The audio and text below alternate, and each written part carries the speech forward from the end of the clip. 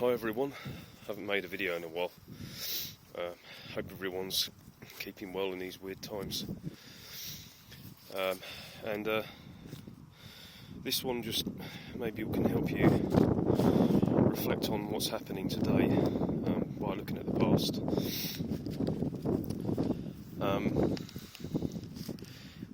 Just looking at lots of other people's opinions on what's happening here with the human race. Especially Thomas Sheridan, I always mention him, and lots of others as well.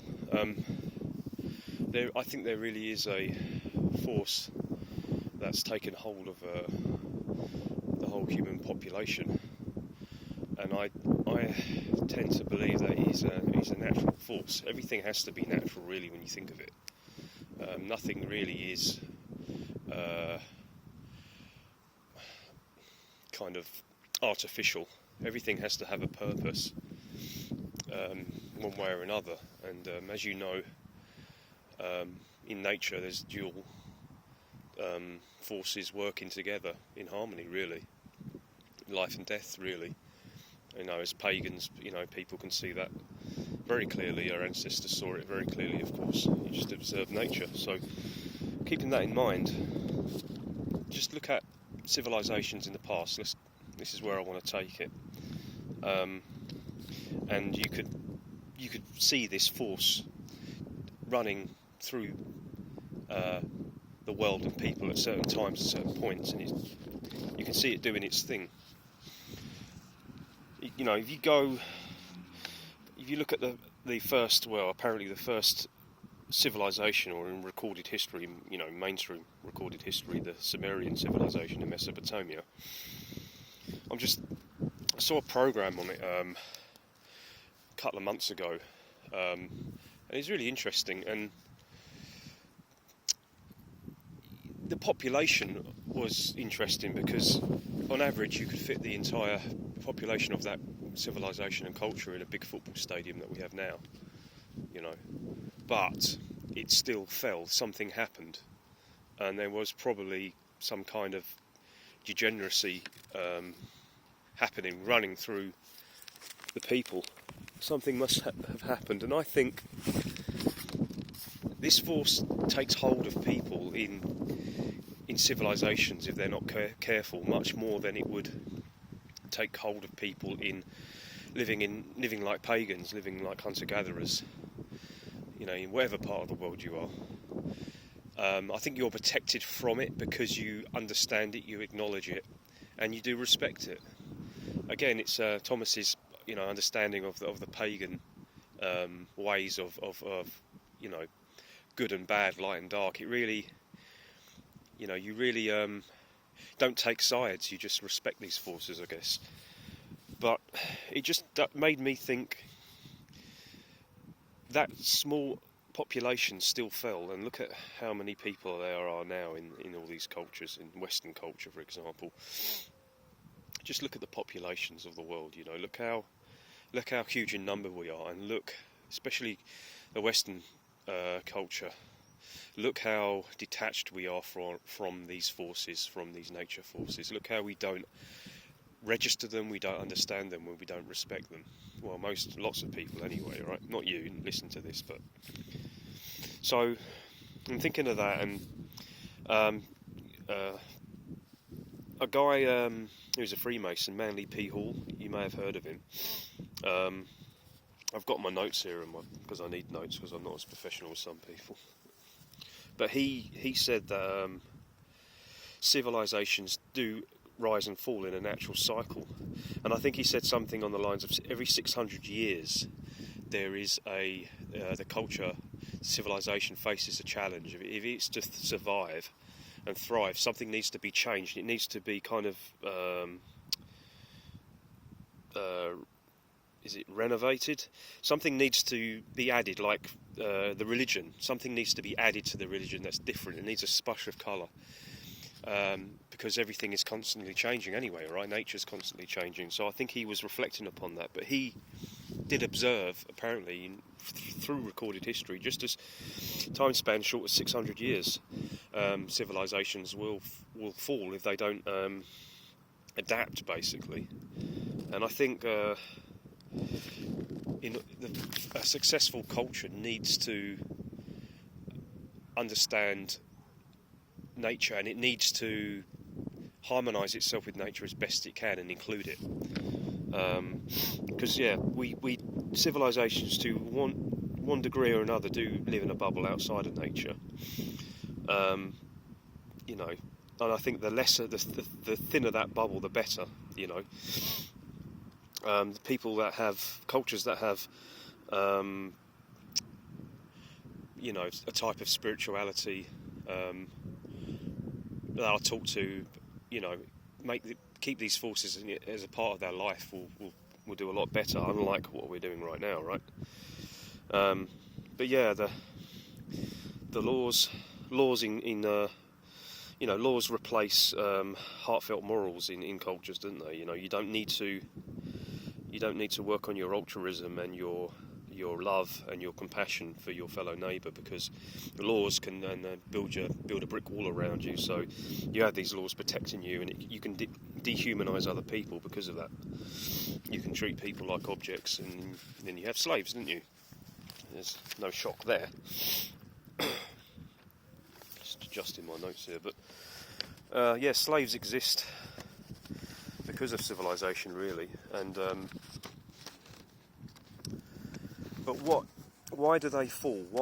What's the reason behind the destruction and fall of civilizations? And I think it's this force, this unseen force, this death force, if you want to call it that.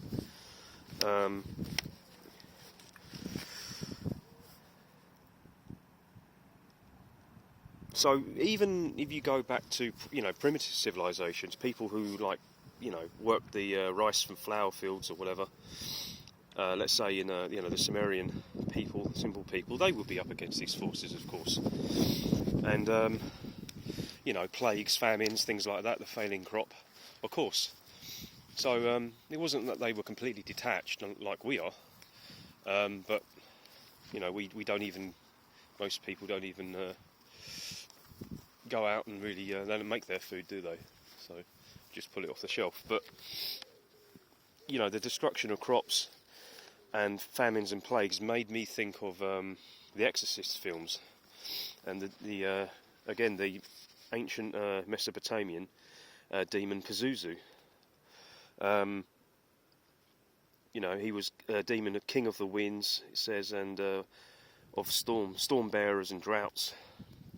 And it made me think, why did Pazuzu make his way from the east, the Middle East, or wherever he come from, all the way over in the film to an American family with a single mother and a little girl with no father? Why did he find them? And try and see that family as Western culture in general. Just, you know, and then I think it kind of makes a lot of sense. Because why was he attracted to those people? And I think it's because they became more vulnerable because they didn't understand these forces, and they didn't acknowledge them. They didn't believe they exist anymore. So they were targets for Pazuzu. You know, they were psychically vulnerable.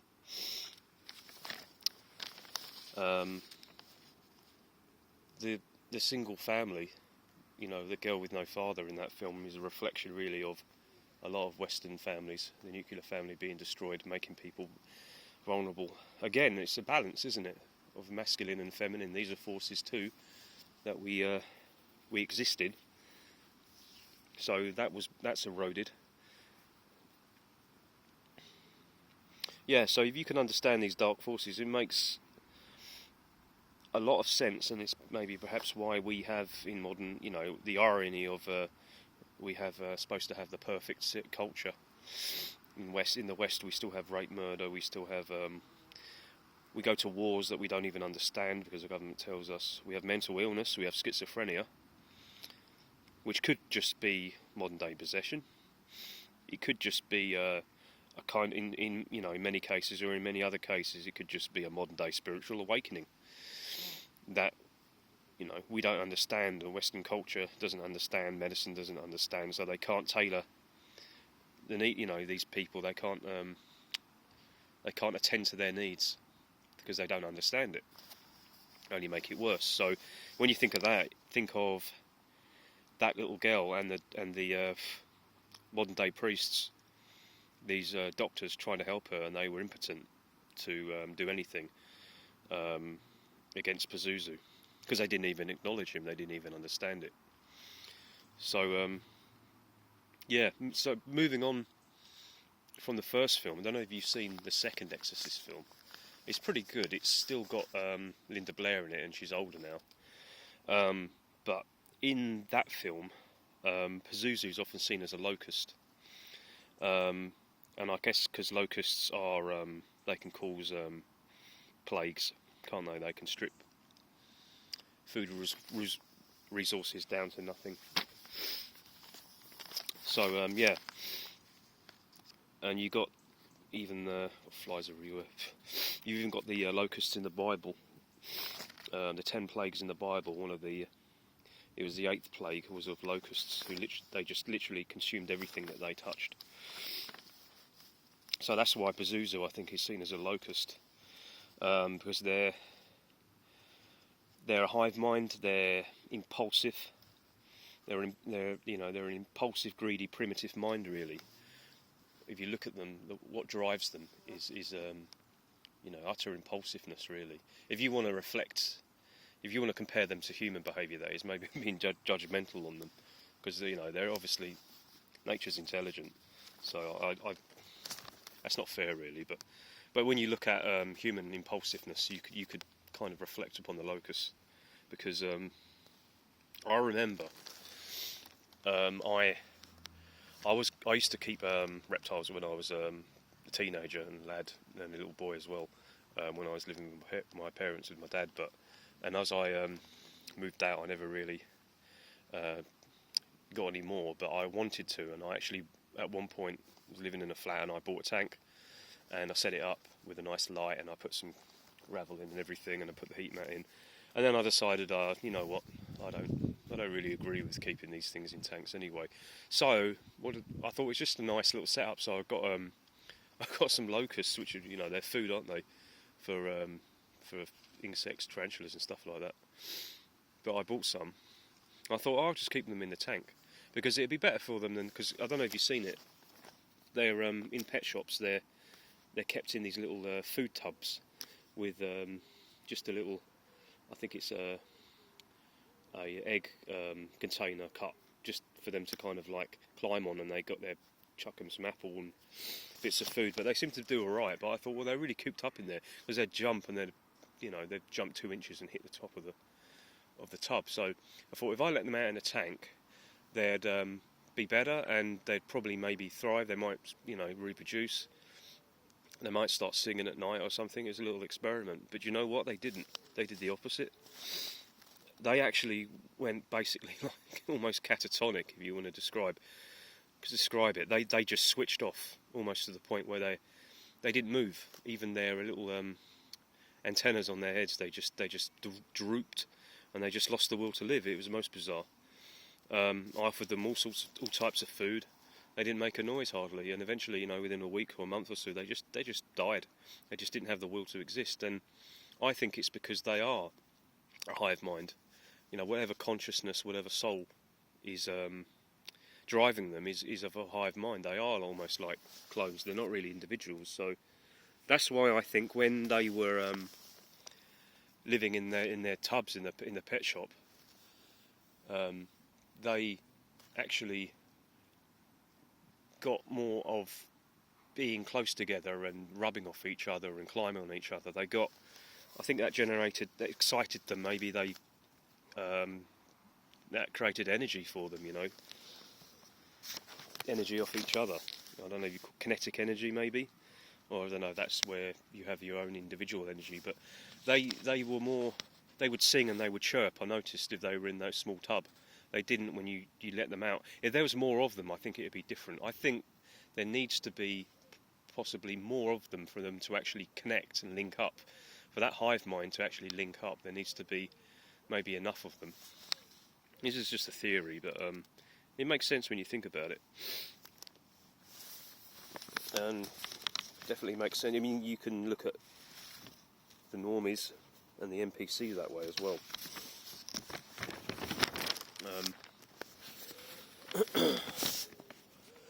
And you can look at like people when they get excited when they go to football matches in a football stadium, for example. You know, there's a huge energy that they generate off each other, and it makes me think of the scene in The Exorcist where the girl, she gets possessed by Pazuzu again. It's a scene where they have this. It's set where she's kind of in a. She's not held in a hospital, but it's kind of like a place for mental illness, for treating mental illness without drugs, and it's more benevolent. And there's a lady there that's tries to help kids, you know, who are traumatised or who have learning difficulties, but there's a device for Reagan, which is kind of like I guess it's supposed to be some kind of telepathic device where you link up, you put like a little electrodes to your head, and then there's a machine that kind of monitors your heart and monitors your brain waves or something. And I think it's also designed to make her go deep into her subconscious and draw out the trauma as well that she's faced, because this lady thinks that that will help her. And in the film, it basically she gets kind of possessed by Pazuzu again. Pazuzu finds her, but there's a scene where Pazuzu's showing her something, and she journeys with him. He says, "Let me share my wings." He says, "Let me take you someplace. I want to show you something like that." And she's journeying, you know, in a spirit world, on the back of on a big locust, and he's taken her all the way to Africa. It's a really good film. You should watch it if you haven't seen it already. But there's a scene where Pazuzu's taken her to Africa, and you can see all the locusts and the plagues. But then you come across this. James Earl Jones is the actor who plays this man who's, and you will see if you watch the film at the start of it, he is a healer. He's an actual healer, and he has a spiritual connection of some kind, and that's why Pazuzu targets him, because he could stop the plagues, stop the locusts with his magic, you know, with his power of his consciousness. So, and he was a natural healer as well, so that's why Pazuzu targeted him. And then in the story, the priest comes and he performs the possession and drives Pazuzu out. But this man, in the film, is a wise kind of shaman type, medicine man type character. And there's a scene where the priest is, I don't know if it's almost like a dream in his head or something like that, or it's real. But there's a scene where the African man is James Earl Jones is a scientist in a kind of like a laboratory full of locusts, and he's studying locusts, and he's saying, you know, they can't avoid the brushing of the wings. The excitement makes them a huge kind of impulsive, destructive, evil force that wreaks havoc. He said, but there is a locust that has evolved that can avoid the brushing of the wings. And it was this little black locust. And he calls it the good locust, basically, because this locust has learned to be individual, basically, in the film. I don't know if there is a locust like that, but it's very well done. And the impulsiveness, the greediness, you know, it reminds me of how normies can act, and the NPCs for sure. And I think it was Rudolf Steiner who spoke of something, a similar force that plays out in people unconsciously and impulsively. The Ahrimanic, I'm bad at pronouncing things, but if you've heard of Rudolf Steiner, you would have heard of this. The Ahrimanic force, the Ahrimanic influence.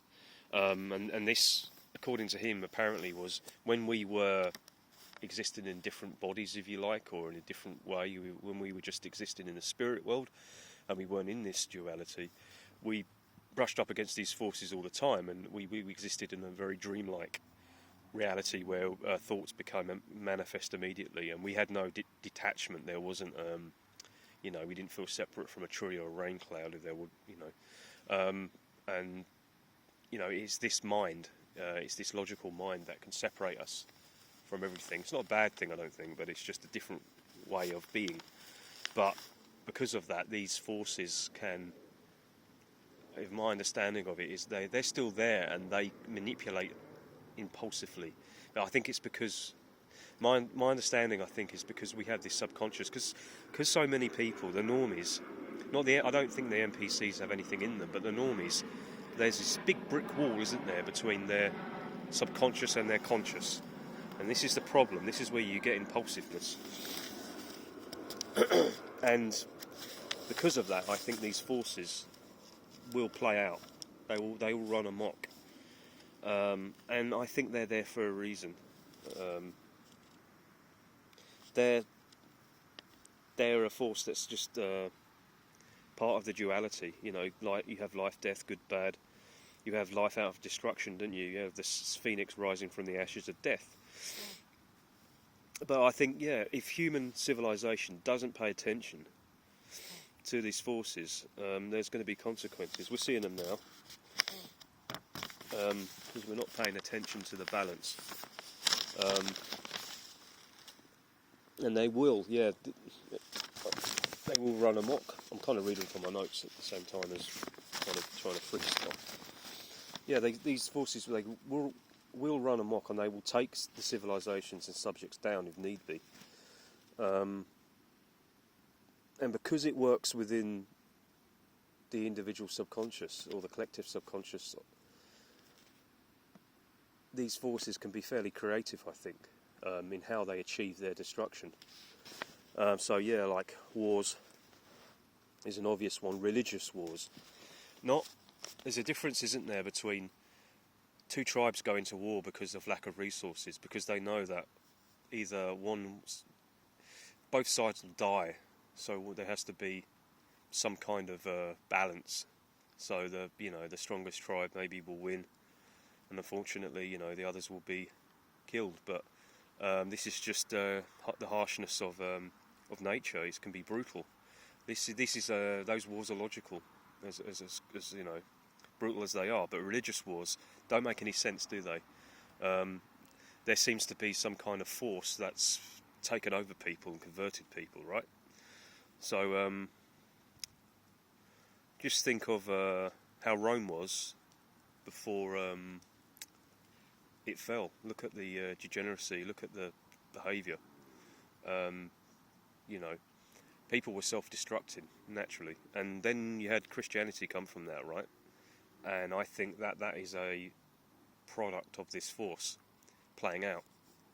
And look at it, Christianity it's almost been a plague to the human race. It is like the plague of locusts, just destroys, strips cultures, and then converts people, whitewashes history or changes history, and every culture it's touched. There's no logic. There's no logic in what it does, except causes a lot of death and destruction. And it makes me think of the Black Plague. Sorry, the Black Death. Yeah, the plague, and the Dance of Death as well. The Dance Macabre, is it a medieval dance in which there's I think there's artwork where you see skeletons representing death, leading others, leading people to the grave. Again, this is this force playing out. I think you have in the 15th century you have stories of people, and there's a story of a lady coming out of her house and she starts just mechanically dancing, very strange, very like a very impulsive kind of robotic dance with no, not to any music, and then you had hundreds of people following her eventually, and people dancing till they drop dead. That's another interesting one. Michael Desarian, he spoke about that, and he was comparing. You can compare that, and it happened, I think, for a couple of 100 years. You can compare that to now with the whole. I think it's the whole save the planet. The human global warming movement. You get these people doing these strange dances as well. It's very similar. And you, at that time, you had self-mutilation happening as well.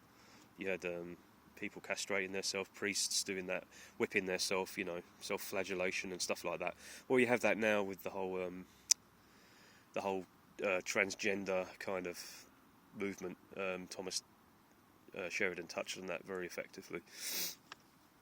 Same thing, really, in a different time. This force has taken hold of people. That makes me think of the. You have the Pied Piper of Hamelin. Again, they were suffering from a rat infestation. Very much like the plague. All right. And then they hired him, and he lured the rats away. Again, and this character, he was multicoloured. He wore multicoloured clothing. I don't know what that means, but it makes me think of the fashions now. And he appeared out of. He was came from a distant land, apparently, and he appeared out of nowhere. And then he got rid of the rats. Didn't want to pay him because these people were greedy. They were impulsive, and so he taught them a lesson. And he lured the children with his music into a cave and shut the door with a huge rock. And I don't know. There's variations of the story, but a good ending is that the adults begged him to release the children, and eventually they did pay him, and a lesson was learned, and he just took up and disappeared. But was the Pied Piper? Was he Pazuzu in human form, come to test people? Was he, the Ahrimanic forces of Rudolf Steiner, come to test people, actually manifested? Even if it's symbolic, there's a lot you can learn from that, I think. And maybe this really did happen. Maybe these forces can be creative and just appear out of nowhere as a tester, as an adversary.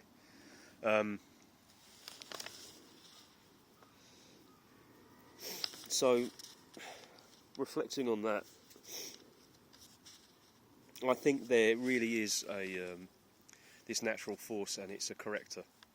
And death is its main purpose, I think, when it comes to humans and destruction. It will lead them in a dance, until people meet their ends. And I know it's easy to reflect on that and see what's happening now.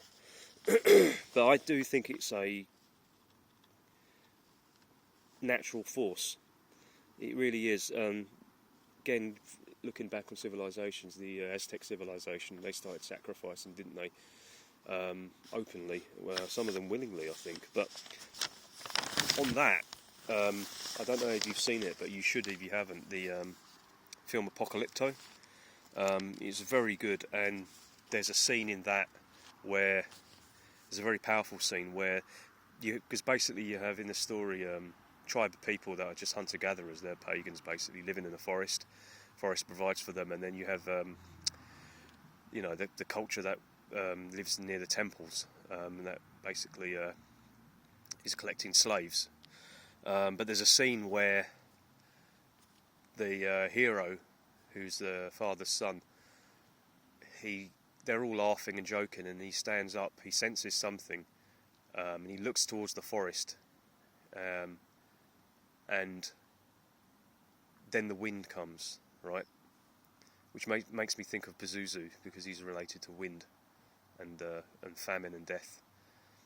And then after the wind comes, he says something like, "Who are you? Who are you?"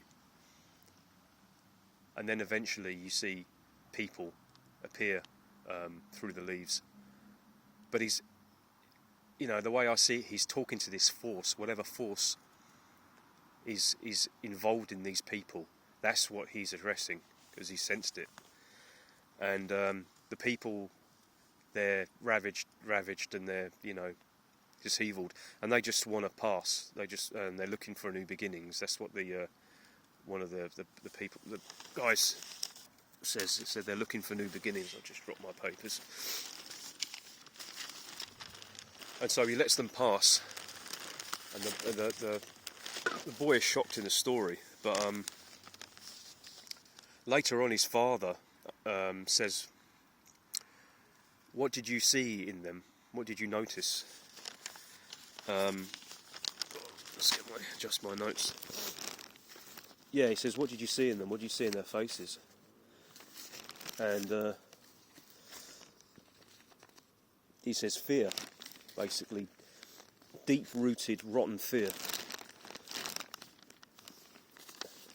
Yeah, deep-rotting fear, and they were infected by it. Because basically, these people, their lands were ravished, and I think they were destroyed by plague and famine. Again, Pazuzu, you know, that force. So they were just looking for new beginnings, but his father said that fear is a sickness, you know, and you'll get infected with it if you don't strike it from your heart, basically. Yeah, he said it will crawl into the soul of anyone who engages it. And he said to his son, "It's already tainted your peace." So he says, you know, I didn't raise you to live with fear, so strike it from your heart and don't bring it to your village, right? And then later on, they called upon the spirits of their ancestors to protect them. So I say, you know, don't fear Pazuzu, you know. Because I kind of lost track of my notes, but it doesn't really matter. Yeah, don't fear him, don't worship him.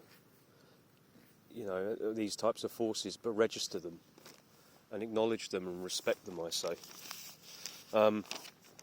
Because